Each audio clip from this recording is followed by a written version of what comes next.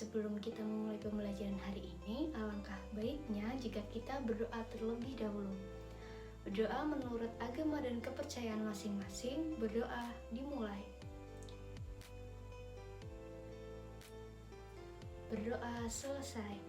Alhamdulillah, semoga dengan kita berdoa, ilmu yang kita dapat dan Ibu sampaikan dapat bermanfaat bagi kita semua.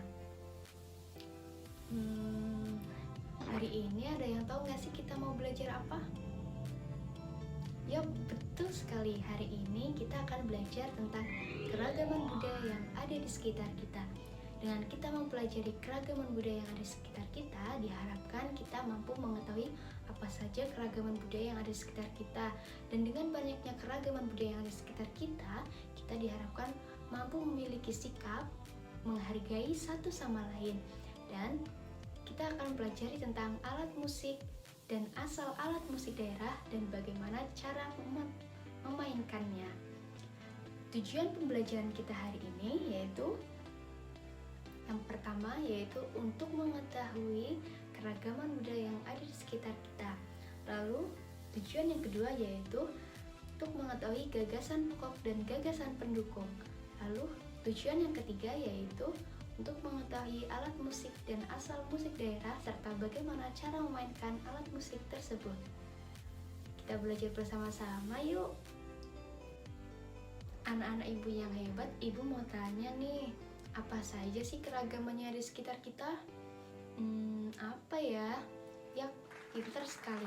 Ada suku, ada lagu, ada pakaian, dan masih banyak lagi.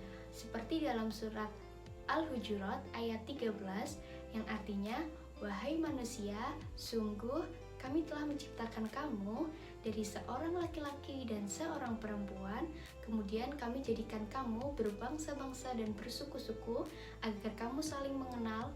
Sesungguhnya yang paling mulia di antara kamu di sisi Allah ialah orang yang paling bertakwa. Jadi di dalam surat Al-Hujurat ayat 13 ini dijelaskan bahwa Allah menciptakan kita itu bermacam-macam, dari jenis kelamin, agama, suku, ras, dan lain sebagainya. Allah menciptakan kita berbeda-beda sehingga diharapkan kita mampu menghargai dan menghormati satu sama lain. Dan sesungguhnya orang yang paling mulia di antara kamu di sisi Allah merupakan orang yang paling bertakwa. Ayo kita bersama-sama membaca surat Al-Hujurat ayat 13 beserta artinya. A'udzu billahi minasyaitonir rajim. Bismillahirrahmanirrahim. Ya ayyuhan nasu inna khalaqnakum min dzakari wa unsa waja'alnakum syu'uban wa qabaila lita'arafu. Inna akramakum 'indallahi atqakum. Innallaha 'alimun khabir. Artinya, wahai manusia, sungguh kami telah menciptakan kamu dari seorang laki-laki dan seorang perempuan, kemudian kami jadikan kamu berbangsa-bangsa dan bersuku-suku agar kamu saling mengenal. Sesungguhnya yang paling mulia di antara kamu di sisi Allah ialah orang yang paling bertakwa. Dengan mengamalkan surat Al-Hujurat ayat 13 ini, diharapkan kita bisa mengetahui bahwa Allah telah menciptakan kita dengan banyak yang beragam. Banyak sekali keragaman yang ada di sekeliling kita. Ibu ambil contoh, yaitu Ibu ambil teks paragraf di samping. Teks tersebut yaitu menceritakan tentang pawai budaya. Pawai budaya ini merupakan pawai yang menampilkan keragaman budaya yang ada di Indonesia. Di setiap barisan pawai budaya terdiri dari macam-macam kesenian budaya dari berbagai daerah, dari Sabang hingga Merauke. Mari kita simak yuk teks tentang pawai budaya. Kalian boleh sambil buka buku tematik halaman 2 ya. Baik, setelah membaca teks tentang pawai budaya, seperti yang sudah Ibu sampaikan sebelumnya, tujuan pembelajaran kita yaitu dapat menentukan atau dapat menemukan gagasan pokok dan gagasan pendukung dari sebuah teks. Seperti yang teks di samping, setiap teks bacaan biasanya terdapat gagasan pokok dan gagasan pendukung. Gagasan pokok adalah ide utama yang dibahas dalam suatu bacaan, bisa berupa kalimat inti atau pokok paragraf. Sedangkan gagasan pendukung adalah uraian atau tambahan informasi pada gagasan pokok, atau bisa disebut juga dengan kalimat penjelas. Cara menentukan gagasan pokok terdapat beberapa langkah, yaitu yang pertama, bacalah paragraf dengan tepat dan cermat. Lalu yang kedua, cermati kalimat pertama hingga akhir. Apakah kalimat pertama merupakan gagasan pokok atau hanya kalimat penjelas? Apakah kalimat kedua lah yang merupakan gagasan pokok atau kalimat penjelas? Teruslah membaca kalimat demi kalimat yang ada dalam paragraf hingga gagasan pokok dapat ditemukan. Dan ingat ya, gagasan pokok atau inti paragraf itu dapat terletak di awal, di akhir, di awal dan di akhir, atau di seluruh paragraf. Sebagai contoh, mari kita baca teks Pawai Budaya. Kita baca bersama-sama ya. Pawai Budaya. Pawai budaya sangat menarik bagi warga Kampung Babakan. Ini merupakan kalimat pertama. Lalu kita selanjutnya membaca kalimat kedua. Pawai ini selalu menampilkan keragaman budaya Indonesia. Nah, sudah sangat jelas, kalimat pertama merupakan gagasan pokok. Karena apa? Karena pada kalimat kedua masih menjelaskan tentang kalimat pertama. Ibu baca ulang ya. Pawai budaya. Pawai budaya sangat menarik bagi warga Kampung Babakan.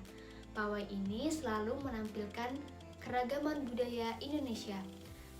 Selanjutnya kita pada kalimat ketiga. Udin dan teman-teman tidak pernah bosan menanti rombongan pawai lewat. Kalimat ketiga juga merupakan kalimat pendukung atau kalimat penjelas, karena kalimat ini masih menekankan dan menjelaskan kalimat pertama tentang pawai budaya.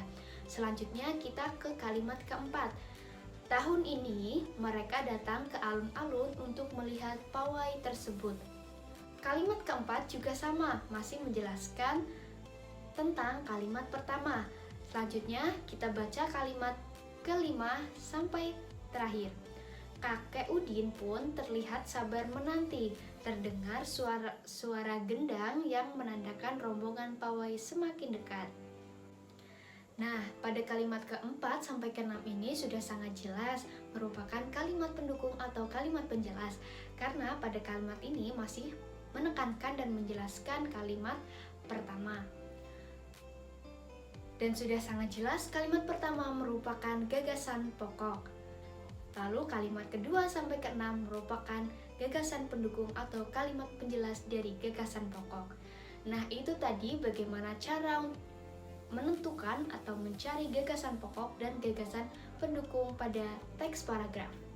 Nah, selain pawai budaya yang kita sudah pelajari, masih banyak lagi keragaman yang ada di lingkungan sekitar yang ada di Indonesia. Anak-anak, sekarang Ibu minta kalian untuk menyebutkan 3 contoh keberagaman yang ada di Indonesia dan hasilnya nanti dikirim di grup ya. Sekarang, ayo. Oke, sambil menunggu kalian mengirimkan jawaban, Ibu akan menjelaskan tentang keberagaman yang ada di negara kita. Sekarang, simak dulu yuk peta yang Ibu tampilkan. Oke, mulai dari Sumatera Barat. Pakaian adat Sumatera Barat yaitu Bundo Kaduang. Lalu di Jawa Tengah ada pakaian adat yaitu kebaya. Lalu pesaan merupakan pakaian adat dari Jawa Timur. Selanjutnya dari Kalimantan Selatan ada Bagajah, Gamuling, Baular, Lulut. Kemudian dari Sulawesi Barat ada Mandar. Dan berasal dari Papua yaitu ada Koteka. Nah, selain pakaian adat, ada juga alat musik tradisional yang ada di Indonesia. Yang pertama yaitu ada angklung, berasal dari Jawa Barat. cara memainkan angklung yaitu dengan cara digoyangkan. Lalu gamelan dari Jawa Tengah, cara memainkannya yaitu dengan cara dipukul. Dan ada gendang dari Yogyakarta, cara memainkannya juga sama, dipukul. Lalu ada tifa dari Maluku, cara memainkannya juga dipukul. Dan selanjutnya yaitu Kalimantan Selatan, ada panting, cara memainkannya yaitu dipetik. Kemudian dari Sumatera Barat yaitu ada saluang, cara memainkannya yaitu dengan cara ditiup. Nah, banyak sekali kan keragaman yang kita miliki. Setelah belajar tentang keragaman budaya, gimana nih perasaan kalian? Senang? Senang, alhamdulillah. Banyak sekali ilmu bermanfaat yang bisa kita dapatkan ya anak-anak. Banyak sekali keragaman yang kita miliki, bermacam-macam dari suku, budaya, agama, pakaian adat, alat musik, dan lain sebagainya. Kita diharapkan untuk selalu menjaga keragaman yang kita miliki. Kita juga harus bangga dengan keragaman yang kita miliki, harus saling menghargai dan menghormati perbedaan satu sama lain. Jadi kesimpulan pembelajaran hari ini yaitu kita belajar keragaman budaya yang ada di sekitar kita seperti suku, budaya, pakaian adat, alat musik, bahasa, dan lain sebagainya. Kita juga belajar tentang bagaimana cara menentukan gagasan pokok dan gagasan pendukung. Baik, untuk tugas kalian di rumah, kalian harus membuat mind map tentang keragaman yang ada di Indonesia dan wawancara keluarga, teman, atau saudara kalian tentang alat musik dan asal daerah alat musik tersebut dan serta cara memainkannya. Lalu kalian mengerjakan soal tematik pada halaman 4 sampai dengan 9. Dikumpulkan minggu depan ya anak-anak, dikirimkan melalui WA Group. Mungkin sudah cukup pembelajaran kita pada hari ini. Semoga pembelajaran yang kita lakukan pada hari ini dapat bermanfaat bagi kita semua.